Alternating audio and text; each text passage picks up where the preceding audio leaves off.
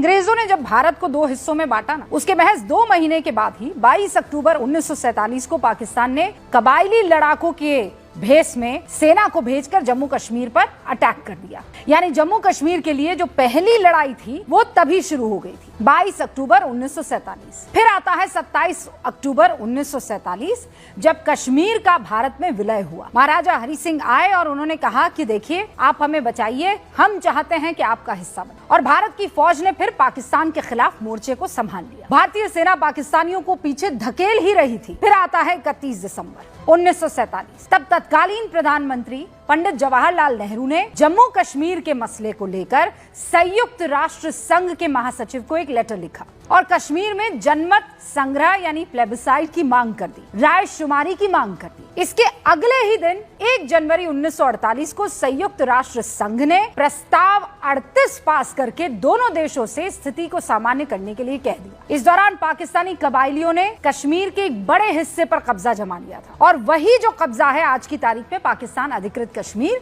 या पीओके कहलाता है। और आज पीएम जिस 1948 सीज़फायर का जिक्र कर रहे थे ना, उसको मेंशन किया गया है अलग अलग किताबों में। ऐसा ही बयान 6 दिसंबर 2023 को लोकसभा में गृह मंत्री अमित शाह ने भी दिया था। अमित शाह ने तो अपने बयान में ये तक कह दिया था कि अगर 3 दिन और सीज़फायर नहीं हुआ होता, पीएम खुद ये बात कह रहे थे, तो भारतीय सेना का कब्जा हो जाता। प्रधानमंत्री मोदी और अमित शाह जिस सीज़फायर का जिक्र कर रहे हैं, उसका संदर्भ असल में बहुत सारी किताबों में, जैसा मैंने आपको कहा है, महात्मा गांधी के पोते राजमोहन गांधी, उनकी एक किताब है पटेल अ लाइफ, उसमें उन्होंने लिखा है कि तत्कालीन गृह मंत्री सरदार पटेल कश्मीर पर सरकार के कई सारे फैसलों से सहमत नहीं थे और उन फैसलों में एक सीज़फायर था, एक जनमत संग्रह था। ये जो अलग अलग फैसले थे वो उनको बिल्कुल नागवार थे और इसके कारण कश्मीर का एक बड़ा हिस्सा पाकिस्तान के हाथों में चला गया। यही वो इतिहास है जिसका जिक्र आज प्रधानमंत्री नरेंद्र मोदी कर रहे थे। अब आप ये सवाल कर सकते हैं कि आज वर्तमान और भविष्य पर रहने की बजाय ये इतिहास के पन्नों को काहे पलटा जा रहा है। वो तस्वीर दोबारा चलाइए जरा, क्योंकि ये जो सवाल है ना, इस सवाल का जवाब उसी तस्वीर में छुपा हुआ है जो अब से कुछ सेकंड पहले आप देख रहे थे, जो कांग्रेस की तरफ से बार बार, ये देखिए, और ये तो लेटेस्ट है,